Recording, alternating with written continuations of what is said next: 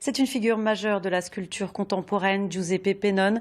Une de ses œuvres a été dévoilée aujourd'hui, non pas dans un musée, mais dans un laboratoire grenoblois. Et pour cause, elle a été réalisée avec l'aide de scientifiques. Reportage Grégory Lespinasse avec Dominique Sommet.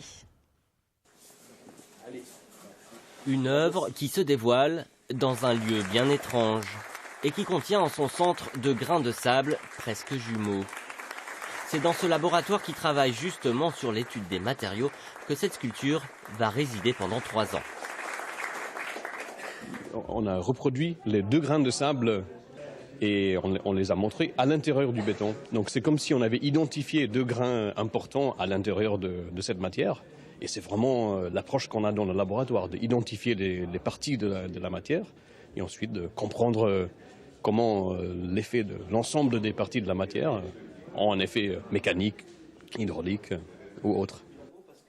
Une œuvre que l'on doit au sculpteur italien Giuseppe Pennone. En 2014, l'artiste est exposé au musée de Grenoble avec cette collection où trônent les matériaux naturels. Il y rencontre alors scientifiques et chercheurs et leur propose ce projet autour du grain de sable. Il y a une similitude dans le travail d'un chercheur avec le travail d'un sculpteur ou d'un artiste, dans le sens qu'il y a une idée c'est une idée qui peut être absolue comme idée ou bien qui peut naître par la matière même. Et il y a un problème qui est comment arriver à réaliser cette idée.